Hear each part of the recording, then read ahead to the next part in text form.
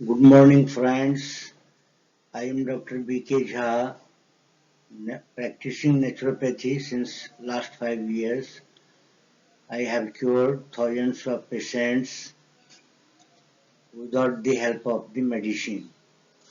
Today, I shall discuss disease cholera.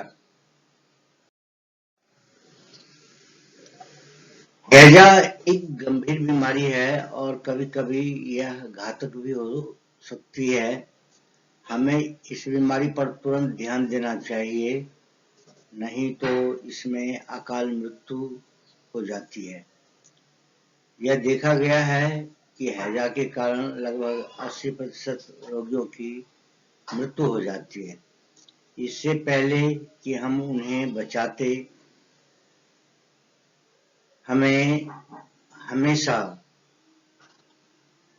Diarrhoea, उल्टी, अपच इन बीमारियों के ऊपर जो है ज़्यादा से ज़्यादा ध्यान देना चाहिए, क्योंकि ये सब बीमारियां जो है थोड़ी सी लापरवाही से इसका भीषण परिणाम हमारे सामने आता है।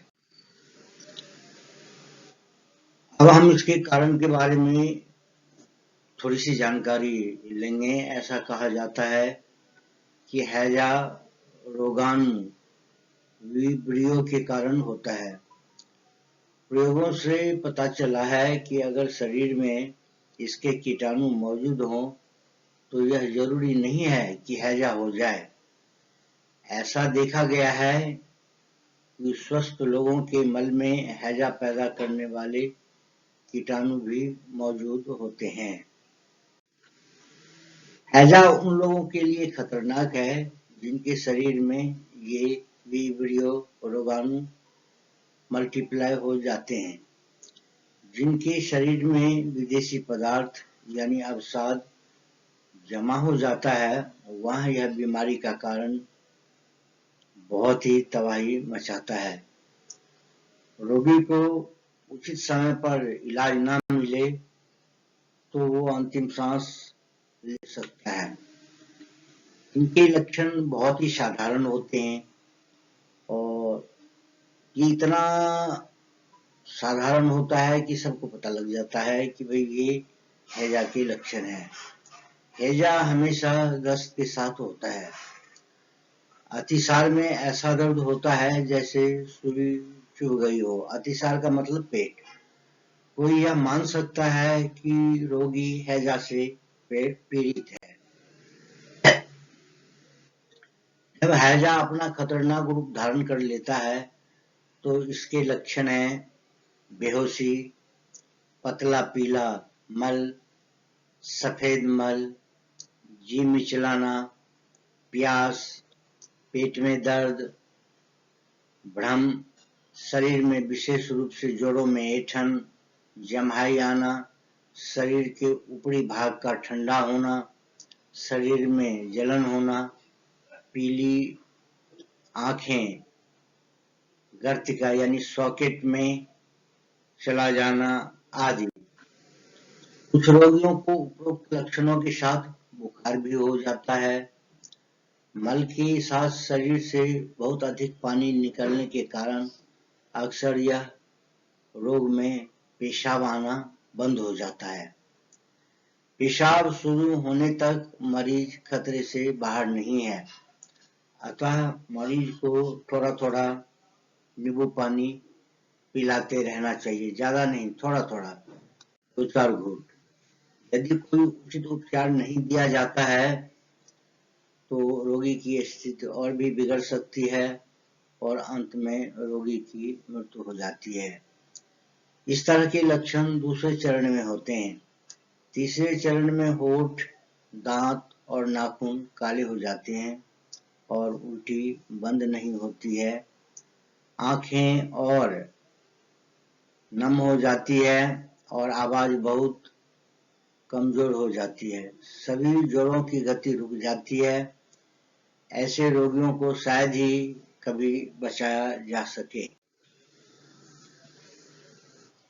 हैजा में एक सूखा रोग, सूखा हैजा के नाम से भी जाने जाते हैं, ये इन बीमारी के ऊपर बहुत कम डॉक्टरों का ध्यान जाता है। इसमें रोगी दुबला पतला होता है और जरा कदा लोगों को कहते सुना है हमने कि इसके अंदर जो है इसका शरीर स्वस्थ नहीं है, इसके शरीर पे मांस रुकता नहीं है, खाना पचता नहीं है, खाना खाता नहीं है, मतलब कई तरह की बीमारी होते हैं। लेकिन जो सबसे एपेरेंट रीजन है वो कि रोगी हमेशा से कमजोर होता है। इस हैजा में इस तरह के लक्षण को शुष्क हैजा के रूप में जाना जाता है। इसमें शरीर में बहुत अधिक गर्मी होती है, गति और पेशाब रुक जाता है। गति मतलब ग्रोथ, और पेशाब तो बिल्कुल रुक जाता है। सारे शरीर में सिर्फ पेट ही दिखाई देता है। रोगी हमेशा बेचैन होता है। जोड़ों में ऐंठन होती रहती है और यदा कदा हिचकी आती है जो रोगी के मरने पर ही रुकती है। इस हैजा में शरीर से अपविष्ट को खत्म करने के सभी साधन बंद हो जाते हैं, अर्थात ऐसे रोगी को पसीना नहीं आता है, ऐसे रोगी को मल त्यागने की इच्छा नहीं होती है, ऐसे रोगी को नहाने से भी अपने आप को परहेज करते हैं। और इस तरह के लक्षण आते ही इन रोगी को की जो है सही उपचार न होने की वजह से मृत्यु हो जाती है। शरीर सामान्य रूप से काम नहीं करता है। इस बीमारी के कई कारण होते हैं, लेकिन इनका मुख्य कारण गलत खान पान और रहन सहन है। दस्त से पीड़ित शरीर का पाचन तंत्र ठीक से काम नहीं कर रहा है, जिसके परिणाम स्वरूप वह जो खाता है वह ठीक से पचता नहीं है और शरीर में फॉरेन मैटर यानी अपविष्ट पदार्थ जमा होने लगता है।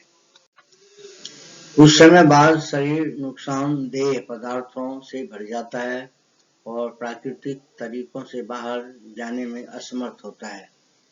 मल मूत्र या त्वचा में छिद्र सारे अवरुद्ध हो जाते हैं। जब मौसम बदलता है तो रोगाणु शरीर में प्रवेश करते हैं और अपविष्ट पदार्थ पेट में चले जाते हैं और तथा निकलने की कोशिश करते हैं। ये ज्यादातर मार्च अप्रैल और जून जुलाई की बीमारी माना जाता है, जब मौसम काफी बदलता है। हमें हमेशा याद रखना चाहिए कि प्रकृति अपनी गति से काम करती है, ना इनकी गति को हम बढ़ा सकते हैं, ना हम इनकी गति को घटा सकते हैं। और जब भी मौका मिलता है प्रकृति को, वो हमारे शरीर को अपने तरीके से साफ करने की कोशिश करती है। अतः इसे प्रबल औषधियों के द्वारा दबाने के लिए प्रकृति के कार्य में बाधक है।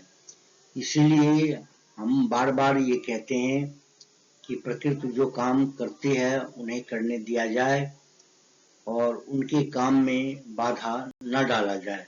उनके काम में बाधा डालने का मतलब है कि हम भविष्य में खतरा इकट्ठा कर रहे हैं। अब हम इसके इतिहास के बारे में थोड़ी सी जानकारी प्राप्त कर लेते हैं। दस्त को कभी भी जारी नहीं रहने देना चाहिए। हैजा के रोगी के मल को तुरंत जला देना चाहिए, नहीं तो वह चारों दिशाओं में फैलकर रोगी की संख्या बढ़ा देगा। हैजा के रोगी के निवास स्थान पर खाना पीना नहीं चाहिए। खाने पीने का काम उस रोगी से बहुत दूर करना चाहिए। सड़े गले या बासी भोजन से बचना चाहिए। अगर इस तरह का भोजन घर में है तो उसे तुरंत जो है फेंक देना चाहिए। कुएं या आसपास के तालाब का पानी न पिए, बल्कि पानी को गर्म करके उसे ठंडा होने दें, फिर उसका सेवन करें। गर्मी के दिनों में ज्यादा पानी न पिए, बल्कि एक बार में 1 गिलास ही लें। एक बार में बहुत अधिक पानी की तुलना में पानी लेने से पेट में पानी हिलता है और उससे हमें उबकाई आने की संभावना होती है। जब गर्म हवाएं चल रही हो तो बिना पानी पिए धूप में ना जाएं। याद रखें, हमेशा धूप में जाने से पहले एक गिलास पानी अवश्य पी लें। थोड़ा सा पानी बोतल में अपने साथ ले जाएं। भोजन के दौरान पानी एकदम न लें, या अगर लेना अनिवार्य है तो 1-2 घूंट पी लें। भोजन के 2 घंटे बाद अपनी प्यास बुझाने के लिए पर्याप्त पानी लें। ये पानी आपके लिए प्राण शक्ति को बढ़ाने में मदद मिलेगा। जरूरत से ज्यादा ना खाएं और जो भी खाएं वह सादा, ताजा और पचने में आसान होना चाहिए। एक बात तो ये हमें ध्यान में रखना चाहिए कि जब भूख लगे तभी खाएं। हाँ, हम ज़्यादा कदा देखते हैं कि लोग बगैर भूख का भी खाना खा लेते हैं। यह बहुत ही गलत बात है। हमें कुछ चीज़ें अपने पास भी रखना चाहिए गर्मी के दिनों में, जैसे प्याज, पुदीना, नींबू और पकी इमली का सेवन करने से हैजा होने का खतरा कम होता है। ध्यान दीजिए, प्याज, पुदीना, नींबू, पकी इमली का सेवन करने से हैजा होने का खतरा बिल्कुल कम हो जाता है। खाद्य सामग्री को हमेशा ढक दें और मक्खियों को भोजन पर न बैठने दें। कोई भी लैक्सेटिव पदार्थ यानी जुलाब आदि न लें। पर्याप्त नींद लें और रात को जागे नहीं। हैजा के लक्षण प्रकट होते ही रोगी को ठीक होने तक खाने के लिए कोई ठोस पदार्थ नहीं देना चाहिए। हमेशा हर्बल दवा का प्रयोग कीजिए। रोगी को स्वच्छ स्थान पर, हवादार स्थान पर रखें जहां सूर्य चमकता हो। यदि रोगी को प्यास लगे तो उसे नींबू के रस के साथ उबला हुआ पानी पिलाएं। पानी कम मात्रा में देना चाहिए। हैजा के इलाज के लिए आंत, मलाशय और गुदा से हैजा के कीटाणुओं को बाहर निकालने के लिए एनिमा लेना अति आवश्यक है। सूखे हैजा में थोड़े थोड़े अंतराल में एनिमा देना चाहिए, यानी दिन में 3-4 दफे एनिमा दे करके उन्हें स्वस्थ किया जा सकता है। रोगी को प्रतिदिन सीज बाथ देना चाहिए। ऐंठन को दूर करने के लिए लक्षणों के कम होने तक प्रतिदिन सिकाई की जाती है। शीघ्र स्वस्थ होने के लिए रोगी को तालाब में ले जाना चाहिए और उसके शरीर को गर्दन के नीचे पानी में डुबा देना चाहिए ताकि उसका शरीर से गर्मी को दूर कर सकें। दस्त बंद होने पर रोगी को समय पर उपलब्ध रस पिलाना चाहिए। संपूर्ण उपचार लेने के लिए आवश्यक सभी उपचारों के लिए प्राकृतिक चिकित्सा केंद्र पर जाएं।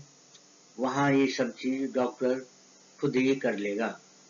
उपरोक्त उपचार स्थानीय स्तर पर भी किया जा सकता है यदि आपके क्षेत्र में प्राकृतिक चिकित्सा केंद्र उपलब्ध नहीं है।